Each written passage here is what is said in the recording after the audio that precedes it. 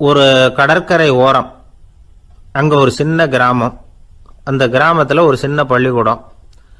கடற்கரை ஓரத்தில் உள்ள ஒரு விடுதியில் ஓய்வுக்காக ஒருத்தர் வந்து தங்கியிருக்கிறார். பள்ளிக்கூடத்தில் ஏதோ விழா நடக்கிறது மாதிரி தெரிஞ்சுது. உடனே அவர் அந்த பக்கமாக வந்தார். இங்கே என்ன நடக்குதுன்னு விசாரித்தார். பள்ளி ஆண்டு விழா நடக்குதுன்னாங்க. உடனே போனார். கண்காட்சி ஒன்று வச்சுருந்தாங்க. உள்ளே போய் பார்த்தார். பள்ளிக்கூடத்தில் படிக்கிற மாணவர்களே சொந்தமாக தயார் பண்ண பொருள்களை காட்சிக்கு வச்சுருக்கிறாங்க. அந்த ஊர் மக்கள்லாம் அதை கூட்டம் கூட்டமாக போய் பார்த்துக்கிட்டு இருக்கிறாங்க. இவரும் ஆர்வமாக அதையெல்லாம் பார்த்துக்கிட்டே போகிறார். ஒரு இடத்துல ஒரு சின்ன ரயில் செஞ்சு வச்சுருந்தாங்க. மாணவர்களே தயார் பண்ணது. மின்சாரத்தால் அது ஓடுறது மாதிரி பண்ணி வச்சுருந்தாங்க. அதில் ஒரு சின்ன பொத்தான் இருக்கும். அது அமுக்குனா ரயில் ஓடும், சுற்றி சுற்றி வரும். மாணவர்கள் எதிரில் நின்று அதுக்கு விளக்கம் கொடுத்துக்கிட்டு இருக்கிறாங்க. இவர் அதை கவனித்தார். ரயில் ஓடுறத பார்த்தார். அங்கே நின்றுக்கிட்டு இருந்த மாணவர்கள்கிட்ட விளையாட்டாக கேட்டார், ஏன்பா இந்த ரயில் எதனால் ஓடுது அப்படின்னு கேட்டார். இவர் சக்தியினால் ஓடுது அப்படின்னாங்க மாணவர்கள். அது என்ன சக்தின்னு கேட்டார். அதுக்கு பேர் மின்சாரம் அப்படின்னாங்க. சரி, நீங்கள் மின்சாரத்தை பார்த்துருக்குறீங்களா அப்படின்னார்.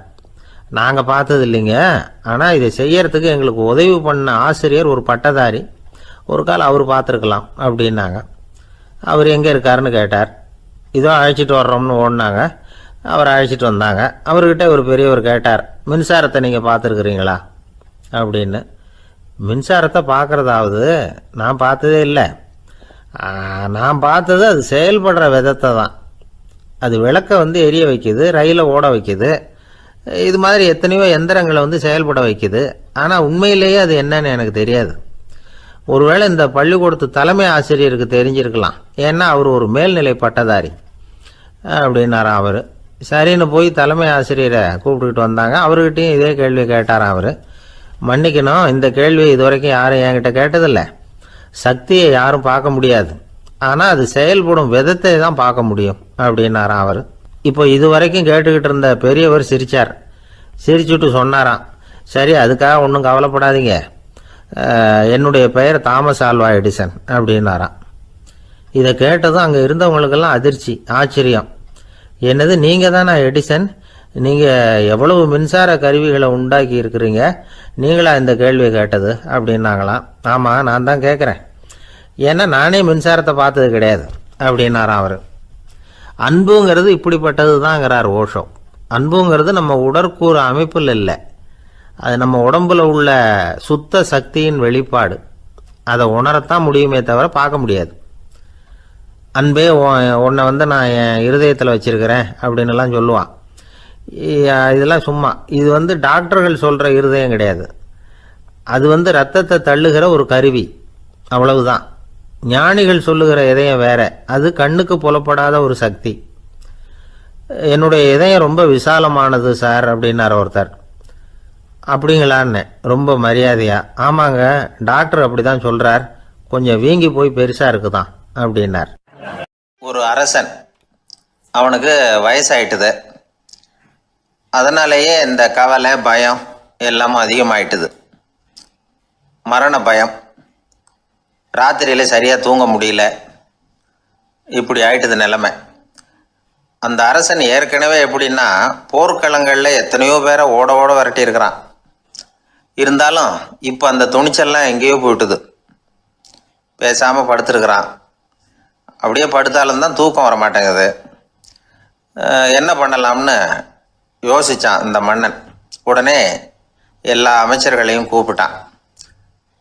எனக்கு வந்து நிம்மதி இல்லை, எதை நினச்சாலும் பயமாக இருக்குது, எனக்கு ஒரு ஆலோசனை சொல்லுங்க அப்படின்னா. என்ன ஆலோசனை வேணும் அப்படின்னு சொல்லி கேட்டாங்க. எனக்கு ஒரு நெருக்கடியான சந்தர்ப்பம் ஏற்பட்டு போச்சுன்னு வச்சுக்கோங்க. அந்த நேரத்தில் நீங்கள் யாருமே என் பக்கத்தில் இல்லை ஆலோசனை சொல்கிறதுக்கு அப்படின்னா, அந்த சமயத்தில் எனக்கு உபயோகப்படுற மாதிரி ஒரு வாசகம், பொன்மொழி ஏதாவது சொல்லுங்கள். அதை வந்து நான் என்னுடைய வைர மோதிரத்துக்கு அடியில் பதிச்சு வச்சுக்கிறேன் அப்படின்னார். தேவைப்படுறப்போ உதவும் அப்படிங்கிறதுனால. அவர் போட்டிருந்த மோதிரமும் அதுக்கு தகுந்த மாதிரியே திறந்து மூடுறது மாதிரி அமைஞ்சிருந்தது. ஏதாவது வாசகம் எழுதுனா உள்ற வச்சுக்கலாம், அதுக்கான வசதி அதில் இருந்தது. அமைச்சர்கள்லாம் யோசனை பண்ணாங்க, இது மாதிரி ராஜா கேட்குறாரு, என்ன வாசகம், அதாவது பொன்மொழி சொல்லலாம் அப்படின்னு எல்லாரும் யோசனை பண்ணாங்க. ஒருத்தருக்குமே சரியாக தோணலை, ஒரே குழப்பமாக இருந்தது. ஏன்னா நெருக்கடியான சமயத்தில் உபயோகப்படுறது மாதிரி ஒரு பொன்மொழி வேணும்னு சொல்லியிருக்கிறார். அப்படி இப்படி யோசித்து பார்த்தா ஒன்றுமே தோணலை.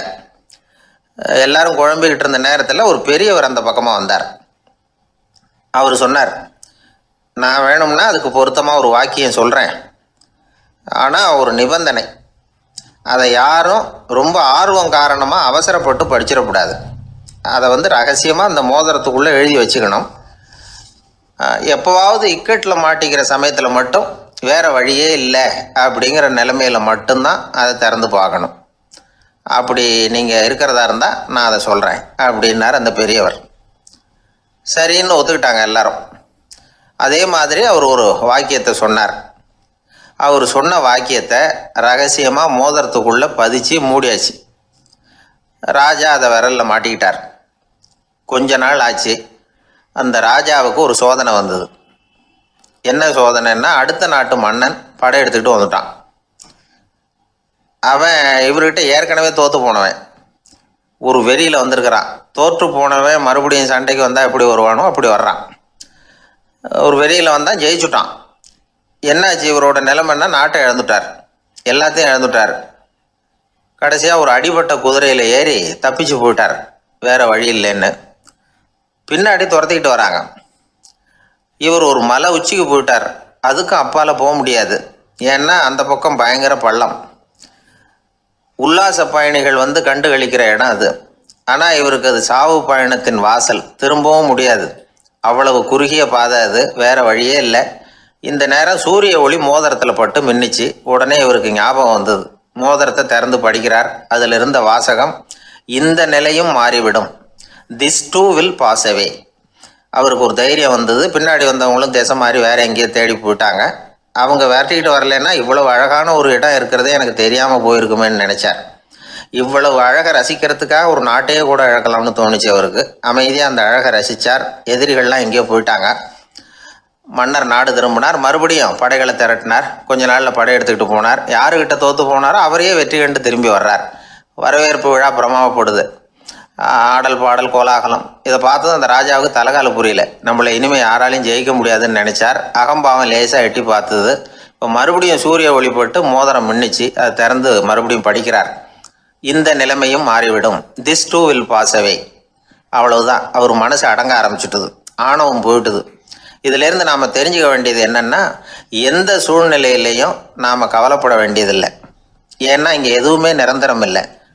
அந்த ராஜா மாதிரியே நம்ம ஆள் ஒருத்தன் ஒரு மோதிரம் போட்டிருந்தான், அதுக்குள்ளே அவன் எழுதி வச்சிருந்த வாசகம் எதுக்கும் கவலைப்படாதே அப்படிங்கிறது தான். ஒரு நாள் பயங்கரமான கவலையோடு உட்காந்துருந்தான். பக்கத்தில் இருந்தவங்க சொன்னாங்க, இது மாதிரி சந்தர்ப்பத்தில் தான் நீ உன் மோதிரத்தை திறந்து பார்க்கணும்னாங்க. இவனுக்கு கவலையோடு எரிச்சலும் சேர்ந்துக்கிட்டது.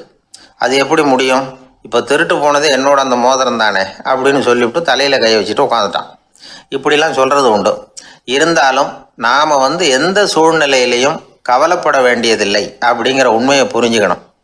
அப்படி கவலையை வெல்றதுக்கான வழி தெரிஞ்சுட்டதுன்னா வாழ்க்கையில் வெற்றி நிச்சயம். இந்த உலகத்தில் எத்தனை வகையான மனிதர்கள் இருக்கிறாங்க, ஒவ்வொரு மனிதனுமே ஒவ்வொரு வகை அப்படிங்கிறாங்க விஞ்ஞானிகள். மனிதர்களை 3 வகையாக பிரிக்கலாம் அப்படின்னு சொல்கிறாங்க மெய்ஞானிகள். இவங்களை பற்றிலாம் ஏற்கனவே நாம் பேசியிருக்கிறோம். இப்போ டாக்டர் எட்வர்டு பேட்ச் அப்படிங்கிற நிபுணர் என்ன சொல்கிறார் தெரியுமா? மனிதர்களை 7 வகையாக பிரிக்கலாம்ங்கிறார். மனிதர்களின் மனநிலை அடிப்படையில் அவங்கள 7 விதமாக வகைப்படுத்துகிறார் அவர். சரி, அது என்ன 7 வகை? முதல் வகை என்னன்னா, பயந்த குணம் உள்ளவங்க. சார் ரொம்ப பயந்த சுபாவம், வீட்டில் கூட வாயே திறக்க மாட்டார், சாப்பிட போகிறப்ப மட்டும்தான் கொஞ்சம் வாயை திறப்பார், அப்புறம் மூடிக்குவார் அப்படின்னு சில பேரை பற்றி நாம் பேசிக்கிறது உண்டு. இவங்கெல்லாம் இந்த வகை, அதாவது பயந்த குணம் உள்ளவர்கள் அப்படிங்கிற முதல் வகை. சரி, 2வது வகை என்னன்னா, சஞ்சலப்படுகிறவர்கள். எதுக்கு எடுத்தாலும் கலக்கம், குழப்பம், இப்படியே காலம் தள்ளிட்டு இருப்பாங்க. பல பேர் பார்த்துருப்பீங்க. அவங்கெல்லாம் இந்த வகை. 3வது வகை என்னன்னா, யதார்த்த உலகை மறந்து கற்பனை உலகத்திலேயே மிதக்கிறவங்க. இளைஞர்கள், கவிஞர்கள், இப்படி பல பேர் இருக்கிறாங்க. எப்போ பார்த்தாலும் கற்பனை உலகத்திலேயே மிதந்துக்கிட்டு இருப்பாங்க. கிட்டத்தில் போய் என்னங்க ஒரு மாதிரியாக இருக்கிறீங்க அப்படின்னு கேட்டு பாருங்கள். அவங்களெல்லாம் ஏதோ ஒரு அற்ப புழுவை பார்க்குறது மாதிரி அவங்கள பார்ப்பாங்க. அதுவும் அந்த வானத்து நிலாவை பாருங்கள், அது என்னை வா வான்னு கூப்பிடுது, எனக்கு சீக்கிரத்தில் ஒரு நாள் சிறகுகள் முளைக்கும், சிறகடித்து வானத்தில் பறந்து போவேன், அந்த செல்ல நிலாவை கொஞ்சிவிட்டு வருவேன், இப்படிலாம் பேசிகிட்டு இருப்பாங்க. கொஞ்சிறது அப்புறம் இருக்கட்டும், இப்போ கஞ்சிக்கு வழியே பாருப்பா அப்படின்னா அதை காதில் வாங்க மாட்டாங்க. நாம் ஏதோ இந்த உலகத்தை அனுபவிக்க தெரியாதவர்கள் மாதிரி நம்மளை அவங்க கவனிப்பாங்க. இப்படி ஒரு ரகம். 4வது வகை மனிதர்கள் எப்படின்னா, இவங்க தனிமை உணர்வு மிக்கவர்கள். இவங்க மற்றவங்களோட இயல்பாக நெருங்கி பழகிறதில்ல, தான் உண்டு தன்னுடைய வேலை உண்டுன்னு இருந்துட்டு போகிறவங்க. அடுத்த வீட்டில் இருக்கிறவர் யார் அப்படின்னு கேட்டால் கூட அடுத்த வீடுன்னு ஒன்று இருக்கா அப்படிங்கிறது மாதிரி நம்ம முகத்தை பார்ப்பாங்க. அவங்ககிட்ட மேற்கொண்டு நாம் என்னத்தை பேச முடியும்? இப்படி ஒரு வகை. 5வது வகை மனிதர்கள் எப்படின்னா, இவங்க மற்றவங்க செல்வாக்குக்கு உட்பட மறுப்பவர்கள். அடுத்தவங்களோட செல்வாக்குக்கு இவங்க ஆட்படுறதில்ல. நான் யார் தெரியுமான்னு கேட்டால் அதை தெரிஞ்சுட்டு எனக்கு என்ன ஆக போகுதும்பாங்க. இவங்கெல்லாம் அந்த ரகம். 6வது வகை மனிதர்கள் எப்பவும் எதுலேயும் பற்றில்லாமல் இருக்கிறவங்க. இது ஒரு துறவு மனப்பான்மை. இயல்பாகவே சில பேர் இப்படி உண்டு, அவங்களுக்கு எதுலேயும் ஒரு ஈடுபாடு இருக்காது. அப்படிப்பட்டவங்கெல்லாம் 6வது வகை. 7வது வகை மனிதர்கள் மற்றவங்க கவலையை தன்னுடையதாக ஆக்கிக்கிட்டு கவலைப்படுறவங்க. இவங்கெல்லாம் மகாத்மாக்கள். தாம் வேறு அடுத்தவங்க வேறு அப்படிங்கிற எண்ணம் இவங்களுக்கு வர்றதில்லை. அதனால் அடுத்தவங்களுக்கு ஒரு துன்பம் வந்ததுன்னா இவங்களால சும்மா இருக்க முடியறதில்ல. ஆகக்கூடி இப்படி 7 விதமான மனிதர்களை அடையாளம் காட்டுறார் அந்த நிபுணர். இதில் நாம் எந்த வகையில் வர்றோம் அப்படிங்கிறத நாம் தான் அடையாளம் கண்டுபிடிக்கணும். எனக்கு தெரிஞ்ச ஒரு மனிதர் உண்டு. அவர் ஒரு வித்தியாசமான வகை. எதையும் நடைமுறை சாத்தியமாக சிந்திக்கிறவர். எப்பவும் அடுத்தவங்களும் நல்லா இருக்கணும், நாமும் நல்லா இருக்கணும் அப்படின்னு ஆசைப்படுறவர். அவருக்கு ஒரு சமயம் திடீர்னு உடம்பு சுகம் இல்லாமல் போயிட்டுது. டாக்டர்கிட்ட போனார், பணம் கொடுத்தார், வைத்தியம் பார்த்துக்கிட்டார். அவர் எழுதி கொடுத்த மருந்து சீட்டை வாங்கினார். ஒரு மருந்து கடைக்கு போனார், பணம் கொடுத்தார், மருந்து வாங்கினார். அதை எடுத்துகிட்டு வீட்டுக்கு வந்தார். அதுக்கப்புறம் அந்த மருந்து அவர் சாப்பிட்ணும்ல, சாப்பிடவே இல்லை, அப்படியே சும்மா வச்சுட்டார். அவரை பார்த்து கேட்டேன், ஏன் சார் இப்படி பண்ணுறீங்க, வீண் செலவு தானே இது, நீங்கள் ஏன் டாக்டர்கிட்ட போய் பணம் செலவு பண்ணினீங்கன்னு கேட்டேன். அவர் சொன்னார், டாக்டர் வாழணும் இல்லையா, அதனால தான் அப்படின்னார். சரி, அப்புறம் ஏன் மருந்து வாங்கினீங்க அப்படின்னு கேட்டேன். மருந்து கடைக்காரர் வாழணும் இல்லையா, அதனால தான் அப்படின்னார். சரி, அப்புறம் ஏன் வாங்கின மருந்து சாப்பிடாம வச்சுட்டீங்க அப்படின்னதுக்கு, நான் வாழணும் இல்லையா அதனால தான் அப்படின்னார். இவர் வாழ்க்கையை புரிஞ்சுக்கிட்டவர். இப்படி வாழ்க்கையை புரிந்து கொண்டு வாழ தெரிஞ்சுக்கணும். எந்த வகை மனிதர் நாம் அப்படிங்கிறத புரிஞ்சுக்கிட்டு வாழ்ந்தோம்னா வாழ்க்கையில் வெற்றி நிச்சயம். குடும்பத்தில் ஒருத்தர் அனுசரிப்பு தன்மைங்கிறது ரொம்ப அவசியம். கணவன் மனைவின்னா அனுசரித்து போகணும்னு சொல்லுவாங்க. அதாவது ஒரு கணவன் அதுக்காக தான் அந்த காலத்துலலாம் ஒரு வீட்டுக்கு மாப்பிள்ளை தேடுறதுங்கிறது ஒரு பெரிய குடும்பத்தை நிர்வகிக்கிற அளவுக்கு ஒரு கணவனாக வரக்கூடிய எப்படி இருக்கணும் அப்படின்னா, அந்த காலத்தில் புலி வேட்டைக்கு போகணும். ஒரு பொண்ணுக்கு மாப்பிள்ளை தேடுறதுன்னா நம்ம தமிழ் பழக்கம் என்னென்னா, காட்டுக்கு போய் ஒரு புலியை வேட்டையாடிட்டு வரணும். அந்த புலி பல்லு அல்லது நகத்தை கொண்டுட்டு வரணும் அந்த இளைஞன். அதை வீட்டில் கொடுப்பான். அதை தான் கட்டி அதை இதாக கட்டுவாங்க, மாலையாக போடுவாங்க, தாலியாக கட்டுவாங்க. அதாவது வீரம் இருக்கா பையனுக்குன்னு பார்ப்பாங்க. ஒரு பொண்ணு வேணும்னா நீ முதல்ல வீட்டுக்கு பொண்ணு கேட்க போகக்கூடாது, காட்டுக்கு போகணும், போய் புலியை கொண்டு வா, அதுக்கப்புறம் தான் உனக்கு பொண்ணு அப்படின்னு சொல்லுவாங்க. இப்போவெல்லாம் ஏன் போகிறது இல்லைன்னா, இப்போலாம் ஒருத்தனை காட்டுக்கு போய் புலிப்பல் கொண்டு வரனா புலி தான் மாப்பிள்ளையாக வரும். அதனால தான் இப்போ போகிறதில்ல யாரும் காட்டுக்கு. அப்போ பெண்களும் ரொம்ப வீரமாக இருந்தாங்க. பெண்கள் மூலம் அந்த காலத்தில் எப்படின்னா, முறத்தாலேயே புலியை துரத்துவாங்களாம். நம்ம பழைய பாட்டிலெல்லாம் பார்த்துருப்பீங்க. முறத்தால் புலியை விரட்டினாங்கன்னு வரும் பழைய பாட்டு. அந்த அளவுக்கு பெண்களுக்கு வீரம். இப்போ கல்யாணம் ஆகி இந்த காலத்தில் ஒரு கணவனை விரட்டிட்டு வந்தாங்களாம் முறத்தை எடுத்துக்கிட்டு. ஒரு மனைவி அவன் பயந்துட்டு வெளில ஓடி வரான். பின்னாடி முறத்தை எடுத்துகிட்டு அந்த அம்மா ஓடி வருது. இவனை தனியாக பிடிச்சி கொண்டு போய், என்னப்பா இந்த மனைவிட்டு இப்படி பயந்து ஓடி வரையே, முறத்தால் துரத்துறா இப்படி வரையே அப்படின்னு தான் அவன் அப்படியே தடுமாறிட்டு, அதெல்லாம் ஒன்றும் இல்லை, அவன் என்னை புலியாக நினைக்கிறா அப்படின்னு ஒரு பெருமையாக சொல்லிட்டானான். அந்த காலத்தில் புலியை தான் முறத்தால் விரட்டினாங்க, இப்போ புருஷனை விரட்டுறாங்க அப்படின்னு சொல்லி. அப்படி அந்த காலத்தில் கணவனுக்கு ஒரு குடும்பத்தை நிர்வகிக்கிற திறமை இருக்கா, உடல் வலிமை தான் முக்கியம். இப்போ கூட மதுரை பக்கத்தில் ஐயாவுக்கு தெரியும், அந்த இளவட்டக்கல்லுன்னு ஒரு ஊருக்கு ஊர் எல்லையில் கிடக்கும். ஊர் எல்லையில் ஒரு பெரிய கல் கிடக்கும். அந்த அந்த ஊருக்கு பொண்ணு கேட்க போகிறவங்க அந்த கல்லை தலைக்கு மேலே தூக்கி காட்டணும். அப்படியே தூக்கி தலைக்கு மேலே வசதி கீழே போடணும். அந்த வலு இருந்தால் தான் நீங்கள் அந்த ஊருக்குள்ளேயே போகலாம், பொண்ணு கேட்குறதுக்கு போகலாம். இல்லைன்னா நீ திரும்பி போக வேண்டியதான். அந்த வலிமை இருக்கா மாப்பிள்ளைன்னு பார்க்குறாங்க. இளவட்ட கல்லுன்னு பேர். அப்போ என்ன பண்ணாங்கன்னா, ஒரு 1000 வருஷத்துக்கு முன்னாடி அந்த கல்லை தலைக்கு மேலே தூக்கி கீழே போடுவாங்களாம். ஒரு 500 வருஷத்துக்கு முன்னாடி அப்படி கொஞ்சம் தூரம் இடுப்பு அளவுக்கு தூக்கி கீழே போட்டுக்கிட்டு இருந்துருக்குறாங்க. அதுக்கப்புறம் ஒரு 100 வருஷத்துக்கு முன்னாடியெல்லாம் அப்படி முழங்கால அளவுக்கு அப்படி தூக்கி போட்டால் போகிறோம்னு வச்சுருந்தாங்களாம். இப்போ நான் அந்த ஊருக்கு என் கூட பழனிசாமின்னு ஒருத்தர் இருக்கார். அவர் போய் உனக்கு எப்படிப்பா இந்த ஊரில் கல்யாணம் ஆச்சு அப்படின்னா, இப்போலாம் நாங்கள் தொட்டு கும்பிட்டா போகிறோம், அதை அசைக்கிறது கூட இல்லை. அப்படி ஆகிட்டுது. ஒரு குடும்பத்தை கணவனாக வரப்போகிறவனுக்கான தகுதி அந்த காலத்தில் அப்படி இருந்துதான். அப்படி கணவன் தேர்ந்தெடுக்கிறது, குடும்ப தலைவனை தேர்ந்தெடுக்கிறது ஒரு பெரிய காரியம். ஒரு பெரிய செல்வந்தர் போட்டி வச்சாராம். ஒரு நீச்சல் குளம், அதில் யார் வேணாலும் குதித்து அந்த பக்கம் போய் கரையேறலாம். அந்த நீச்சல் குளத்தில் விஷப்பாம்புலாம் கிடக்கு. யார் துணிஞ்சி அந்த விஷப்பாம்பு இருக்கிற குளத்தில் குதித்து அந்த பக்கம் போய் கரையேறானோ அவனுக்கு ஒரு 100 ஏக்கர் நிலம் கொடுப்பேன். அது வேண்டான்னா ஒரு 1000 ஆடு கொடுப்பேன். அதுவும் வேண்டான்னா என் பொண்ணை கொடுப்பேன் அப்படின்னு போட்டி வச்சார். அதான் மாப்பிள்ளையை தேர்ந்தெடுக்கிறதுக்கு அவர் ஒரு வழி. நீச்சல் குளத்தில் குதித்து கரையேறணும். இப்போ அந்த ஊரில் இருக்கிற இளைஞர்கள்லாம் பார்க்குறாங்க அந்த குளத்தில் குதிக்கணும்னு. ஆனால் குளத்தில் வெறும் விஷப்பாம்புலாம் கிடக்கு. இது என்ன பண்ணுறதுன்னு பார்த்தா யாருமே குதிக்கிறதுக்கு தைரியம் வரல. திடீர்னு ஒருத்தன் துணிஞ்சு குதித்தான். படபடன்னு அடிச்சுட்டு போய் அந்த பக்கம் கரையேறிட்டான். கரையேறின உடனே பரவாயில்லையே ஒரு ஆள் வந்துட்டான்னு சொல்லி அவனை அந்த இளைஞனை போய் பிடிச்சிட்டு வந்தாங்க. அந்த பெரியவர் கேட்டார், ஏப்பா இவ்வளவு பெரிய விஷப்பாம்பெல்லாம் கிடக்கிற நீச்சல் குளத்தில் நீ துணிஞ்சு குதித்து கரையேறி இருக்கிற, உனக்கு என்ன 1000 ஏக்கர் நிலம் கொடுத்துறவா, 100 ஏக்கர் நிலம் கொடுக்கவா சொல்கிறப்படி அப்படின்னா, வேண்டாம் சார்ன்றான். ஓஹோ அப்படின்னா ஒரு 1000 ஆடு வேணுமா உனக்கு அப்படின்னா, அதுவும் வேண்டாம் சார். ஓ அப்படின்னா என் பொண்ணு வேணுமா அப்படின்னா, அதுவும் வேண்டாம் சாருங்கிறான். அப்புறம் எதுக்குடா குதிச்சுன்ட்டு என்ன உனக்கு என்ன தான் வேணும் அப்படின்னு கேட்டிருக்கார். என்னை எவன் பிடிச்சி தள்ளி விட்டவன்னு தெரியணும் அப்படின்றான். அதுக்காக அவன் பார்த்துருக்கான். அப்படி இருந்தால் தான் துணிச்சல் வரும் இந்த காலத்தில். எதுக்கு இவ்வளவு சங்கடம்லாம் வச்சாங்கன்னா, ஒரு குடும்பத்துக்கு தலைவராக வர வேண்டிய ஒரு ஆள், கணவனாக இருக்க வேண்டியவனுக்கு துணிச்சல் இருக்கா, தைரியம் இருக்கா அப்படிங்கிறது பார்க்குறதுக்காக இப்படிப்பட்ட தேர்வு முறைகள்லாம் வச்சுருந்தாங்க அந்த காலத்துலலாம். இப்போலாம் கல்யாணம் பண்ணுறது ஆளுக்கு நேரில் பார்க்காமலே கூட கல்யாணம் நடக்குது இன்டர்நெட்டில். இப்போ சர்டிஃபிகேட் கேட்குறாங்க, நோய் நொடி இல்லாமல் இருக்காரா பார், காட்டுக்கெலாம் போக வேண்டாம், நேராக ஆஸ்பத்திரிக்கு போய் ஒரு சர்டிஃபிகேட் வாங்கிட்டு வா, உனக்கு ஒன்றும் வியாதி இல்லைன்னு ப்ரூவ் பண்ணு, அதுக்கப்புறம் பார்த்துக்கலாம், மற்றதை பேசுவோம் அப்படின்னு சொல்லி அப்படி இருக்குது நிலைமை. அதனால் குடும்பத்தில் அந்த கணவனாக இருக்கிற வேண்டியவனுக்கு பொறுப்பு அதிகம். ஏன்னா எல்லாத்தையும் அனுசரித்து போக வேண்டியதாக வந்தான். ராமகிருஷ்ணர் வாழ்ந்த காலத்தில் நடந்த ஒரு நிகழ்ச்சி இது. அப்போது ஒரு ஓவியர் இருந்தாராம். அவருக்கு ஒரு ஆசை, ராமகிருஷ்ணர் படத்தை வரையணும், அதை அவர்கிட்டயே கொண்டுட்டு போய் காட்டி அபிப்பிராயம் கேட்கணும். இதுதான் அந்த ஓவியரின் ஆசை. உடனே ராமகிருஷ்ணர் படத்தை வரைஞ்சி முடித்தார். அதை எடுத்துக்கிட்டு போனார். இவர் போன சமயம் அங்கே ராமகிருஷ்ணர் சீடர்களோடு உட்காந்துருக்கிறார். விவேகானந்தர் அங்கே இருக்கிறார்.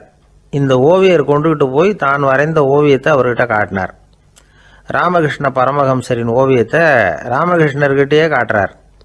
ராமகிருஷ்ணர் என்ன பண்ணார் தெரியுமா, அந்த படத்தை பார்த்தார். உடனே அது காலை தொட்டார். குருதேவருடைய இந்த செயல் சீடர்களுக்கு ரொம்ப வியப்பை உண்டு பண்ணிச்சு.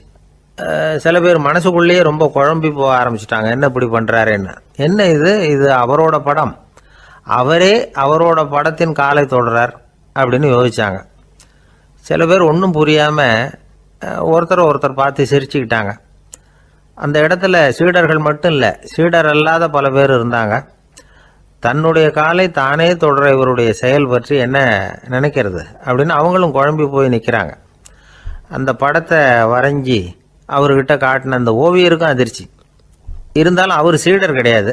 அதனால் கொஞ்சம் துணிச்சலை வர வச்சுக்கிட்டு கேட்டார், என்னங்க இது, என்னால் என்னுடைய கண்களையே நம்ப முடியல, இது உங்கள் சொந்த உருவப்படம், நீங்கள் உங்கள் சொந்த கால்களையே தொடுறீங்க, இது எங்களுக்கு கொஞ்சம் சங்கடமாக இருக்குதே அப்படின்னார். ராமகிருஷ்ணரின் கண்களில் ஆனந்த கண்ணீர் வழிஞ்சுதான். அவர் சொன்னாராம், இது என்னோட படம்ங்கிறது எனக்கு தெரியும், ஆனால் இது என்னோட படம்ங்கிறதுனால நான் இதோட காலை தொடலை.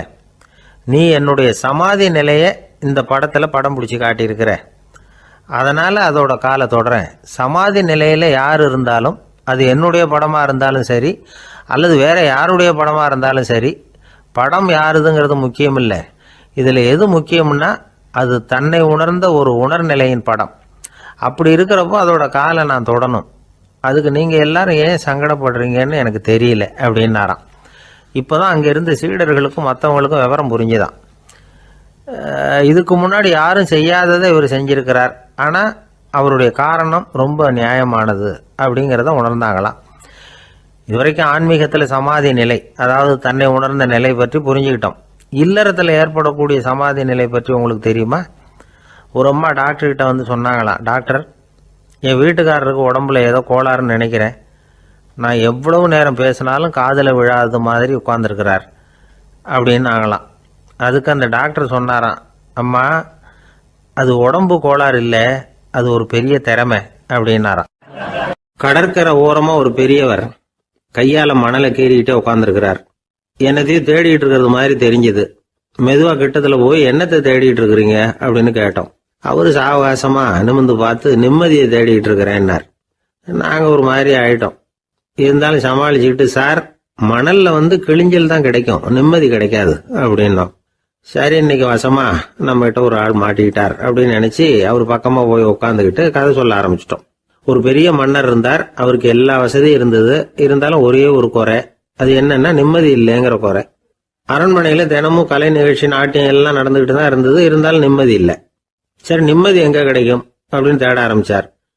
உடனே அதுக்கான முயற்சிகள்ல தீவிரமா இறங்கினார். நாட்டில் உள்ள தத்துவ மேதைகளை எல்லாம் கூப்பிட்டுட்டு வர சொன்னார். எல்லாரும் வந்து சேர்ந்தாங்க. அவங்கள பார்த்து நிம்மதி எங்க இருக்குது அப்படின்னு விசாரிச்சார். அவங்களுக்கு அது தெரிஞ்சா ஏன் இப்படி ராஜா முன்னாடி வந்து நின்றுட்டு இருக்க போறாங்க? ராஜாவோட கேள்விக்கு ஒவ்வொருத்தரும் ஒவ்வொரு மாதிரி விளக்கம் கொடுக்க ஆரம்பிச்சிட்டாங்க. எந்த பதிலும் ராஜாவுக்கு திருப்தி அளிக்கக்கூடிய அளவுக்கு இல்லை. சரி, போயிட்டு வாங்கன்னு சொல்லி அவங்கள எல்லாம் அனுப்பி வச்சுட்டார். ஒரு நாள் அவர் மாளிகையில உப்பரிகையில நின்றுட்டு இருக்கிறார். அந்த சமயத்துல தெருவில் ஒரு பிச்சைக்காரன் ரொம்ப உல்லாசமா பாட்டு பாடிக்கிட்டே போயிட்டு இருக்கிறான். குரல்ல ஒரு சந்தோஷம், நடையில ஒரு மிடுக்கு. அவங்ககிட்ட கொஞ்சம் கூட கவலை இருக்கிறதா தெரியல. உடனே ராஜா அதை பார்த்தார். ஏவலாளிகளை வந்து கைதட்டி கூப்பிட்டார்.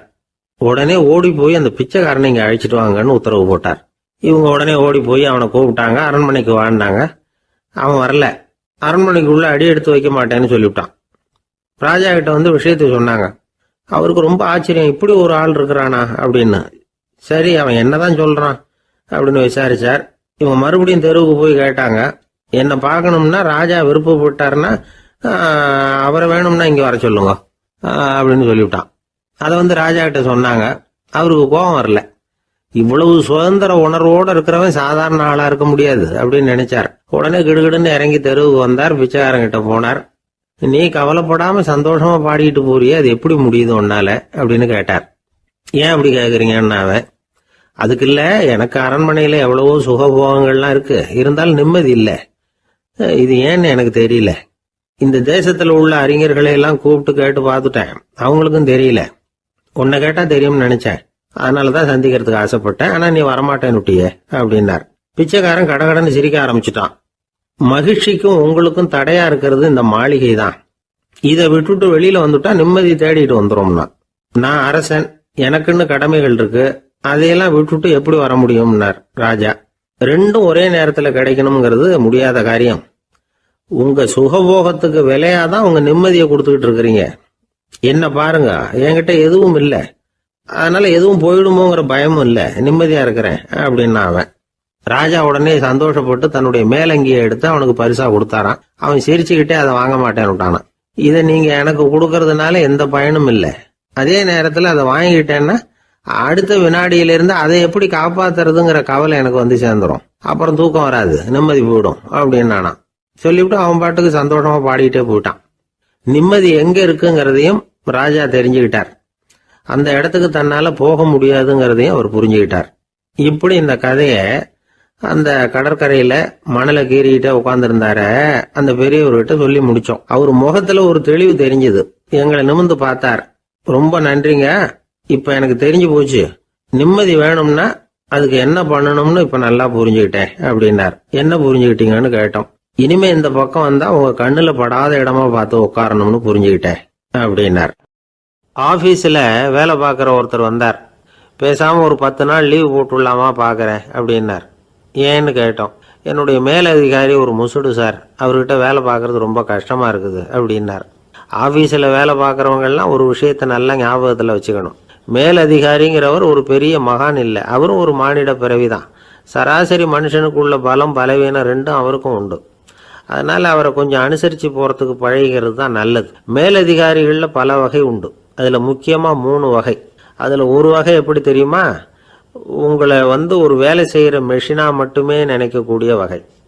இவங்கெல்லாம் எப்படின்னா, எங்கேயாவது வெளியூர் போயிருந்தா கூட அங்கேருந்து ஃபோன் பண்ணுவாங்க, அந்த வேலை என்னாச்சு, இந்த வேலை என்னாச்சு அப்படின்னு. இவங்களுக்கெல்லாம் உங்கள் நலனை பற்றியோ உங்கள் குடும்பத்தை பற்றியோ அக்கறை இருக்காது. நீங்கள் சொல்கிற யோசனை எதுவும் இவங்ககிட்ட எடுபடாது. கொடுத்த வேலையை பாரு, நீ எனக்கு புத்தி சொல்ல வேணாம் அப்படிம்பாங்க. இவங்களை அனுசரித்து போகிறதுக்கு ஒரே வழி, இவங்க எதை சொன்னாலும் சரின்னு சொல்லிவிட்டு வேலையை கவனிக்க வேண்டியது தான். இவங்ககிட்ட வேற எந்த கேள்வியும் கேட்டுக்கிட்டு இருக்கக்கூடாது. ஆமாம் சாமி போடுறது கௌரவ குறைச்சல் இல்லை, அது ஒரு அலுவலக சௌகரியம், அவ்வளவுதான். இன்னொரு வகையான மேலதிகாரிகள் எப்படி தெரியுமா? இவங்கெல்லாம் ஆபீஸ் வேலையை பற்றி அதிகமாக கவலைப்பட்டுக்கிட்டு இருக்க மாட்டாங்க. தங்களுடைய சொந்த இமேஜ் பாதிக்கப்படக்கூடாதுங்கிறதுலையே கவனமாக இருப்பாங்க. இவங்கெல்லாம் அடிக்கடி உங்கள் நலனை விசாரிப்பாங்க. அதே மாதிரி நீங்களும் அவரை விசாரிக்கணும்னு எதிர்பார்ப்பாங்க. இந்த ரக அதிகாரிகளுக்கெல்லாம் புது வருட வாழ்த்து அனுப்பலாம், பிறந்தநாள் வாழ்த்து அனுப்பலாம். அவருக்கு எங்கேயாவது ஒரு பாராட்டு விழா நடந்தால் முதல் வரிசையில் போய் உட்காந்து உங்கள் முகத்தை காட்டலாம். ஆபீஸ் வேலையை மட்டுமே பார்க்குற பணியாளர்கள் இது மாதிரி அதிகாரிகள் கிட்ட நல்ல பேர் வாங்க முடியாது. இன்னொரு வகையான மேலதிகாரிகள் உண்டு. அவங்க எப்படின்னா, ஆபீஸ் வேலையை பற்றியும் கவலைப்பட மாட்டாங்க, தனக்கு கீழே வேலை பார்க்குறவங்கள பற்றியும் கவலைப்பட மாட்டாங்க. எக்காரணம் கொண்டும் தன்னுடைய பொசிஷனுக்கு ஆபத்து வந்துடக்கூடாதுன்னே நினைக்கக்கூடியவங்க இவங்க. இவங்களால கடுமையான வேலை செய்யவும் முடியாது, தீர்மானிக்கவும் முடியாது. எந்த முடிவையும் எடுக்காமல் அப்படியே தள்ளி போட்டுக்கிட்டே போடுவாங்க எல்லாத்தையும். இதனால் என்ன ஆகும்னா, இவருக்கு கீழே வேலை பார்க்குற உங்களுக்கு பொறுப்பு அதிகமாகிடும். இவங்ககிட்ட போய் பிரச்சனையை மட்டும் சொல்லி பிரயோஜனம் இல்லை, அதுக்கான முடிவுகளை நீங்களே சொல்லணும். அப்போ தான் இது மாதிரி அதிகாரிகள்கிட்ட நல்ல பேர் வாங்கலாம். அட்லீஸ்ட் கெட்ட பேர் வாங்காமலாவது காலம் தள்ளலாம். ஆஃபீஸில் வேலை பார்க்குறவங்க முக்கியமாக சில விஷயங்களை ஞாபகத்தில் வச்சுக்கணும். ஆஃபீஸில் நடக்கிற நல்லது கெட்டது எதுவாக இருந்தாலும் உடனடியாக மேலதிகாரிகிட்ட தெரிவிக்கிறது நல்லது. 3வது மனிதர் மூலமாக அதை அவர் தெரிஞ்சுக்கிறது அவ்வளவு நல்லதில்லை. எந்த மேலதிகாரியுமே தான் இந்த சர்பாஸ் செய்யப்படுறத விரும்புறதில்லை. அதனால் அவருக்கு தெரியாமல் மேலிடத்துக்கு மணி எழுதி போடக்கூடாது. அப்படி எழுதி போடுறவங்க சில பேர் இருக்கிறாங்க. நீங்களும் உங்கள் மேலதிகாரியும் தொழில் ரீதியாக ஒரே படிப்பு படித்தவராக இருக்கலாம். அப்படி இருந்ததுன்னா அட்ஜஸ்ட் பண்ணி போகிறது கொஞ்சம் கஷ்டம்தான். இதை மனசில் வச்சுக்கிட்டு நடந்துக்கணும். உங்களுக்கும் அவருக்கும் அபிப்பிராய பேதமா, அது அவருக்கும் உங்களுக்கும் உள்ள தனிப்பட்ட பிரச்சனை. அதை விளம்பரப்படுத்திக்கிட்டு இருக்கக்கூடாது, அது அவருடைய கோபத்தை கிளறும். உங்கள் மேலதிகாரி உங்கள் கூட படித்தவராக இருக்கலாம், அதுக்காக அவரை எல்லாருக்கும் முன்னாடி அடைய கிச்சாமி எப்படிடா இருக்க அப்படின்லாம் கேட்டுக்கிட்டு இருக்கக்கூடாது. பொதுவாக யாரும் அதை விரும்புறதில்லை. இவ்வளவையும் உங்கள் மனசில் வச்சுக்கிட்டு கொஞ்சம் சாமர்த்தியமாக நடந்துக்கிட்டீங்கன்னா ஆஃபீஸ் உங்களுக்கு அவஸ்தையாக இருக்காது, ஆனந்தமாக இருக்கும். ஒரு மேலதிகாரி தன்கிட்ட வேலை பார்க்குற ஒருத்தரை பற்றி ரொம்ப பெருமையாக சொன்னாராம். எங்கள் ஆஃபீஸில் எவ்வளவோ பேர் வேலை பார்க்குறாங்க, எல்லாரும் தினமும் ஏதாவது பிரச்சனைகளை சொல்லிகிட்டு இருப்பாங்க. ஆனால் இவர் ஒருத்தர் மட்டும்தான் இது வரைக்கும் என்கிட்ட எந்த பிரச்சனையும் சொன்னதே இல்லை.